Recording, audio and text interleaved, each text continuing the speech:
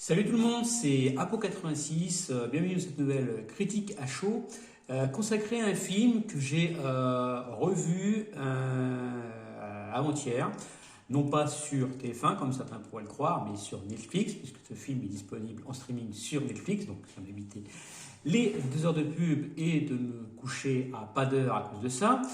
Donc c'est un film réalisé en 2017, sorti en 2017, pardon, réalisé en partie par Zack Snyder et également par, hélas, Joss Whedon. Hélas, vous allez voir pourquoi dans la suite de cette vidéo. Donc, il s'agit de Justice League.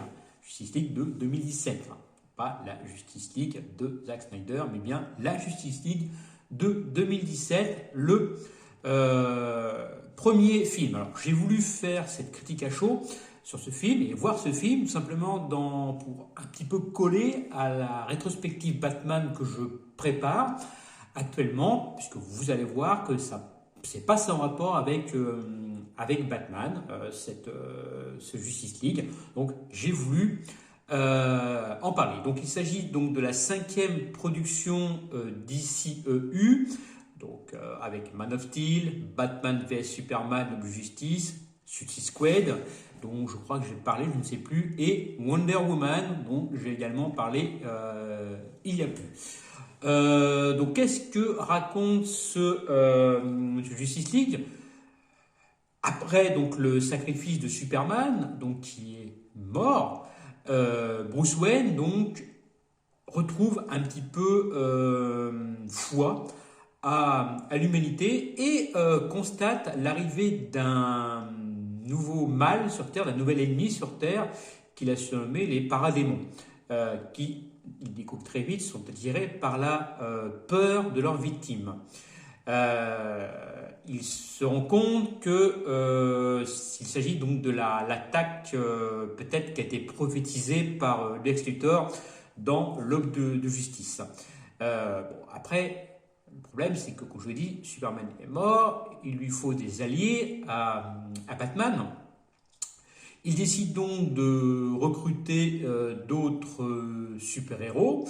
Donc déjà, il contacte Diana Prince, donc Wonder Woman, qui l'aide donc à former cette ligue, donc qui sera donc formée donc de Arthur Curry, dit Aquaman, le protecteur des océans, Victor Stone, un footballeur devenu à moitié machine. Vous verrez que ça a un petit rapport avec les éléments du film. Mais les deux refusent donc de les aider.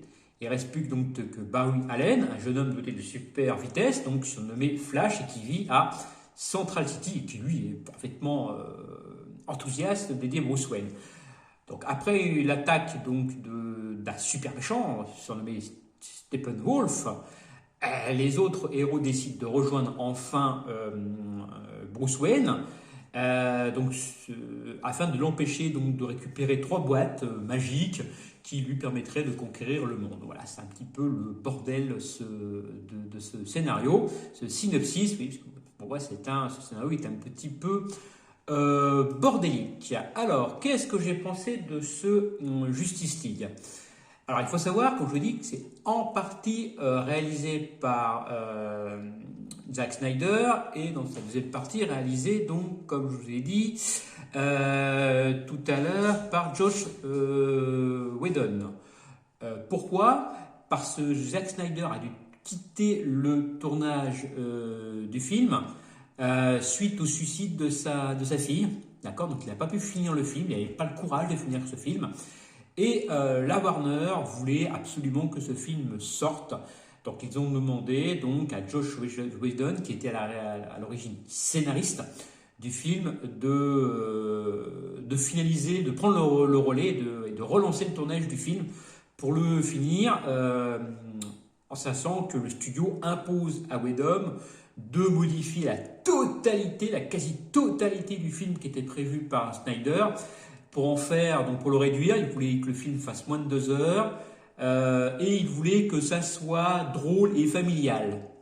Drôle et familial, ça vous rappelle rien? Je vous en parlerai dans un prochain film du fameux drôle et familial à la sauce Warner. Vous allez voir que ça déjà, quand j'entends fun et familial de la part de la Warner, hein, bon, voilà, vous m'aurez compris, je vais pas vous en dire plus. Bref, donc c'est donc Whedon qui reprend la suite de ce film. Et malheureusement, ce que j'en ai pensé, c'est que c'est un gros ratage. C'est un gros ratage. Et je vais un peu développer ça. Donc déjà le Batman, donc incarné par Ben Affleck. Ben Affleck, il incarne un bon Batman dans la Batman vs Superman. Il est assez crédible. On voit un Batman assez sombre face à ses démons. Dans ce Justice League, Ben Affleck donc, incarne toujours un bon Batman. Le problème, c'est que c'est complètement à l'opposé du Batman qu'on a pu voir dans l'Aube de Justice. Là, il est présenté comme un Batman qui a retrouvé foi à l'humanité. Pourquoi pas, mais qui reste quand même assez passif. Il n'est jamais utilisé pour moi intelligemment dans tout ce qui est scène d'action. Il y a une scène par exemple où on le voit sur une tirée tout simplement mollement avec une mitrailleuse laser au début d'une corniche.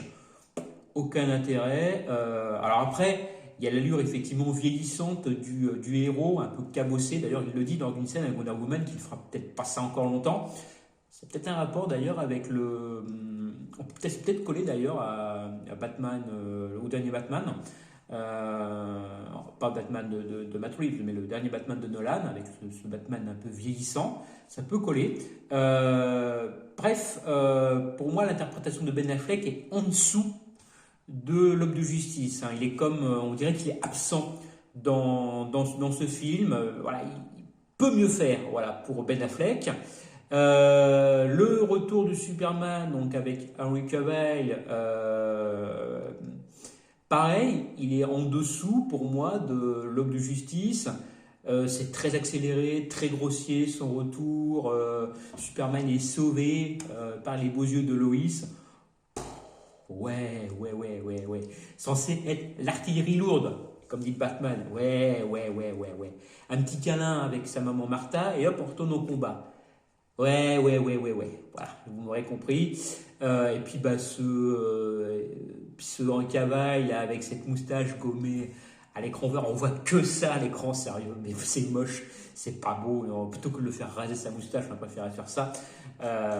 Bref.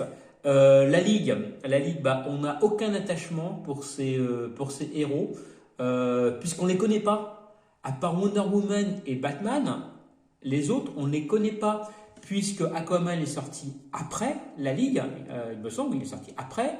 Flash, il vient juste de sortir au cinéma. Et Cyborg, on ne sait pas qui c'est.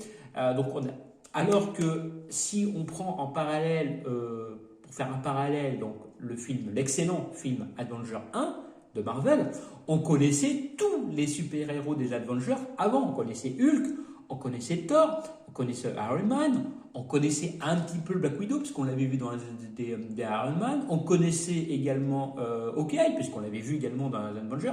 On savait ce que c'était que le Shield, puisqu'on l'avait vu dans les autres Marvel.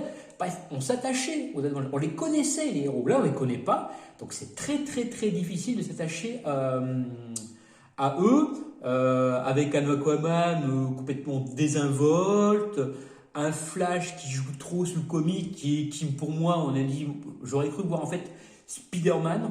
Voilà, en mode Flash avec le petit ado complètement décalé qui fait des blagues sur la richesse de Bruce Wayne. Ouais, c'est mal amené, c'est très mal amené. Et pour moi, l'équipe, elle fonctionne pas du tout dans ce film.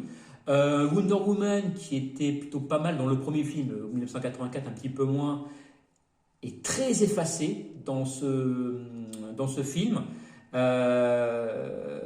Une héroïne donc, qui a perdu foi à l'humanité, hein, grave erreur, puisque à mon avis dans ce film, d'ailleurs Gal Gadot l'avait confirmé qu'il n'avait pas compris pourquoi elle avait perdu l'humanité, enfin plutôt dans Batman et Superman, et que là bizarrement elle la retrouve un petit peu mais sans plus. Bref, c'est mal amené, très mal amené. Beaucoup d'effets spéciaux, trop de CGI à mon goût dans ce film également. Donc ça fait encore un autre ratage. L'action est moyenne, c'est vraiment très très en dents de scie.